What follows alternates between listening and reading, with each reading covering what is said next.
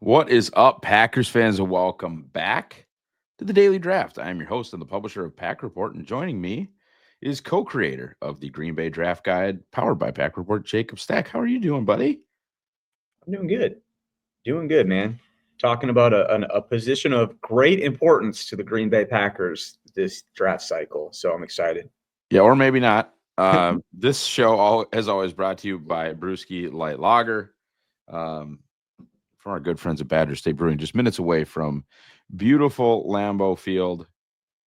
Talking tight ends. It's the tight end preview position. We'll talk quarterback too. We're gonna talk it all, but it's maybe a sneaky need, and we'll get into it as we always do, with the Packers' current roster situation, and it's one of their stronger positions. I don't know that I would call it. Some Packers fans do. I think that's crazy just from a production standpoint, right? Like, I don't think Tucker Kraft is a top 5 tight end in the NFL, but he is a good, young, ascending kind of two-way tight end, right? Blocking and receiving. Like, he can do both things. And then you still have this lottery ticket in Luke Musgrave that they took in front of Tucker Kraft, and that can do really, really special things. Just needs to stay healthy, be a little bit more consistent. And then, I don't know how many teams in the NFL are 3 deep at tight end. So you've got questions. They acquired John Fitzpatrick, I think, on waivers. No, he hasn't returned to the team yet. TE3 for a bit has been Ben Sims, undrafted tight end. I think got off the Vikings, but from Baylor. Doesn't do much but block, and then maybe turn around and catch a touchdown in the red zone after he pretended to block. That's about all you're getting out of Ben Sims, which is no big deal. But the thing I would like to note, I guess, is that 2026 will be contract years for Kraft and Musgrave. Now, if Musgrave, I think they'll probably try to extend Kraft. I think they want a second contract him. Musgrave's interesting though, because I don't think they're going to pay premium tight end money to 2 of them. And so if you have a really good Musgrave season, he's probably not somebody you can get an extension done with. And if you have another sort of, there were 6 cool moments, but he missed 5 games again, then what are you even offering him? So that, like, it's weird to know what needle you would have to thread to want to extend Musk. And if that's the case, do you become a Tucker Kraft plays 65 snaps offense, and you're just eliminating the idea of depth at the position? Or do you start fishing around? And do you start fishing around this year instead of next year? I think that's the only way that I would see them adding somebody. What do you think, man? Yeah, I mean, there's a lot of story to unfold still with both of those guys. I agree with you. I think Tucker Kraft is an ascending young player, a lot to be excited about with him, but he's not there yet. He's not George Kittle yet. He's not Travis Kelce yet, and probably never will be, right? But can he be a Mark Andrews type, a guy like that, where it's like that tier below? And he could be really good. He could be a Hall of Famer for all I know. Like, there's nothing holding him back when you look at his athletic profile. He's a freakazoid athlete that's shown out really well. But that's to my point. There's a lot to be written still about both of these guys. Yeah, he's the athlete that George Kittle is, just from a strict, like, underwear Olympic standpoint. There's nothing. There's not height. There's not weight. There's not speed. There's not agility that he's missing. Right. And Musgrave even more so. And I think what's interesting with those two, though, is, like, you talk about the underwear Olympics, and I think so far it looks like Kraft is better athlete on the field than Musgrave for whatever reason. But I think there's still a lot to be excited about with Luke Musgrave. And I think, the recency bias and, being a prisoner of the moment sometimes you can get lost in, Musgrave did not have a very good sophomore season. His rookie year, though, if people, like, they were infatuated with that guy. They were, like, making up reasons to throw the ball to 88. So they really like him. I think the game almost needs to slow down for him. I think Matt has even said that. Like, he almost does stuff too fast sometimes, where he just needs to relax and slow down and play his game. And I think if he can find that groove, I still think there's a world where in 2 years, Musgrave is the guy that gets a big-time extension and Kraft isn't, or vice versa, or both. I don't know. But to your point, if they both pan out and are superstars, that's awesome for the next 2 Right. years. But you're Right. probably going to keep both of them. Yeah. That still is the best outcome, though. You're hoping for that. But we'll see. I think those guys are plenty to be excited about.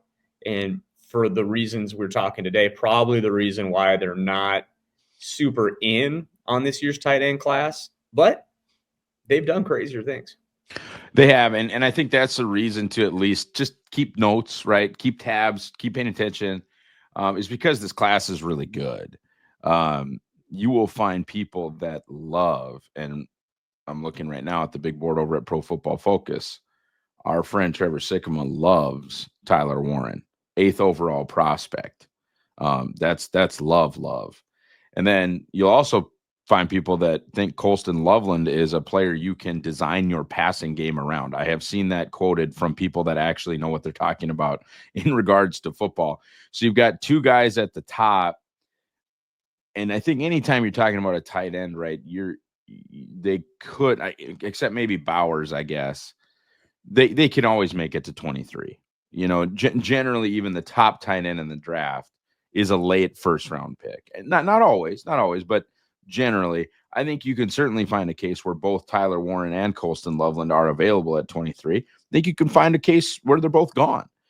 But these two dudes at the top are, I think, one reason why people are interested in this class. Well, we'll talk about it later. I don't know that I would do that, but these guys are really good.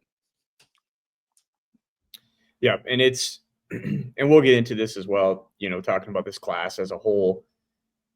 But this is one of those positions that it's kind of like edge rusher, that if you are not from Mars as far as an athlete, the chances of you being successful are just Green Bay recently figured out, but yes. Yeah. So, you got to keep an eye on that. And I don't want to jump the gun, but talking about, the Bowling Green kid that everyone was really excited about, and then he came out and tested small and slow. It's like, oh, yeah, maybe not, but maybe so. I don't know. That's what's fun about the draft. I agree. So talking about the fun smalls are Elijah Arroyo from the U and Harold Fannin Jr. from Bowling Green. I think I saw somebody tweet that Harold Fannin Jr. was the Tony Gonzalez of Chigaconquos or something. I just lost myself in that. But Fannin 6'4", 230, Elijah Arroyo 6'4", 245. Like, they're not blocking anybody. Not even really replacing the DeGuara role. That's like, do you want a H-back? Do you want a Gerald Everett type, right? Do you want a somebody in that mold where you're kind of flexing them out in the slot? Like, that's not an inline Y. And those are two of the more exciting guys in this class. 4 people. I mean, you mentioned Fannin didn't run well. Yeah. And I just think that's who he is. He's a guy, though, that when you watch him play, and there are certain players that just have such a natural feel in the passing game. I think back to, like, I know this is a different position, but like Tank Dell, who was also an outlier for being small at his position. But you watch his college film and you're just like, man, this guy just knows how to get open and just has natural hands and just has such a feel in the passing game that not everybody does have. And so you look at, like, what is their dominant trait? And that's always something I look at when you have these collegiate players, because some guys are good at everything, but they don't have a dominant trait, something they can lean their hat against, something they can lean up against. Like, a great example of that would be like Amari Rodgers when he came out of Clemson. He was good at everything at Clemson. He didn't have any dominant traits, though. And with Fannin, you start looking, okay, what are his physical or intangibles or anything that is going to be dominant at the next level? And I think you have to say, like, well, his feel in the passing game, but that's like not a tangible thing. So how do you really quantify that and say, like, well, he's looks like he can play the position. He just looks good. My eyes say he's good, and sometimes your eyes are absolutely right, but sometimes your eyes need other data, to back up your eyes, like the athleticism that he does seem to be lacking. And it's usually the space aliens from the small conferences that make it, right? Like poor athletes from small conferences that beat up on small conference competition are not normally the ones that work out. Yep. Speaking of bigger athletes, Mason Taylor from LSU, Terrence Ferguson from Oregon, those are both bigger guys, like 6'5", 255, 6'5", 260. Neither of them move guys in the run game like you would hope for tight end that big, but both could probably add strength and length at the next level. But yeah, two Power 5 guys that are probably in that kind of round 3 discussion where the Packers did take Tucker Kraft. I don't know if we got any elite athletic testing out of really anyone from this class. Nobody runs anything anymore, to the deeply to the chagrin of Jacob Morley. But any thoughts on any of the other kind of mid-range guys in this class? Yeah, Ferguson was a guy, we're going to talk about guys that we really like in this class. He's someone that I really like just because he's been productive at Oregon, and he's got he's got the measurables. So he's got, his ceiling is higher than a lot of these guys. So size, weight, speed, all of it, he's got. So someone worth taking and developing, which is usually what you got to take stabs at. I agree. And you mentioned tight end has kind of become like pass rusher, basically, where it's the freaks that work out, and it's generally that's it. I mean, there are some examples, I guess, but you talk about Packers of recent past, and Sternberger was not a very good athlete, didn't work out. Richard Rodgers was not a very good athlete, and it didn't work out. And then they just were like, all right, they basically sorted the tight end class by RAS 2 years ago, said, give me Musgrave, give me Kraft. And that has definitely worked out better than some of the things that they used to do at the tight end position, for sure. Okay. And as always, there's a Notre Dame tight end in Mitchell Evans. He's a large, and he does block. And then you've got a Iowa tight end in Luke Lachey, and there's just always a tight end from both of those schools. Okay, brief tiering discussion. We just talked about this. So, what does Green Bay like? Do we think we know now? Like, is it freaks moving forward? Do we hope we think we know that? I think so. I think with them, you go back and look at, and we go back and look all the way to Ron Wolf, like every draft pick they've made at the tight end position. Tight end is truthfully the one that you look at all of them, you're like, I don't know. Like none of these guys have anything in common. I know. Like there's no like one defining thing. Like with some guys, like the edge rushers, they really like broad jump. Like every guy they've taken has had a really good broad jump. That's one of the things that we kind of look at. But just tight end just has nothing really. So I think if they are going to like something, I think that is something to look at though, because they tend to across the board for all their positions value jumps. So, your vertical jump, your broad jump, they're looking at explosiveness. And I think at some of these, grown men positions like tight end is, if you are 260 pounds with a 10 plus broad jump, like that's really impressive that you can explode like that. And so I think that's kind of what they're looking for, but it's hard. I don't know. This is the position that I kind of just go, emoji hands up and say, they take who they like, I guess. I think it's now athletes, but we're not very far removed from even like Josiah DeGuara, where he was none of these things. They just liked him because he hustled. Right. So it's part of it. I don't know if it's I have no idea, but it could be, has Brian just gone to Matt and said, just let me take the tight ends. I don't care if you think this guy hustles or does it. I'll just let me handle this, and then you can figure it out. I don't know. Maybe like that might be the case. Maybe he brought him the spreadsheet of like Travis Kelce being a 95th percentile athlete, George Kittle being a 98th percentile athlete. And it was just like, Gronk was the same way. It's like, hey, it's the freaks, man. We need to grab the freaks. I don't care if this guy, had a chase down tackle on a pick six. We need animals. We need absolute creatures in here. Give me Kraft. Give me Musgrave. Let's go. Sims too. Have you seen Ben Sims is a 90 plus athlete as well. Doesn't surprise So me. the three guys that they're rostered right now are all freakazoids. I'm hoping that they kind of have made that move. And so, if they have, you are looking at, Ferguson from Oregon, Conyers from Texas Tech, even Lachey from Iowa. And then, there's a drop off, certainly. Fannin had good agilities and decent jumps, but was slow and small. And that is not so great.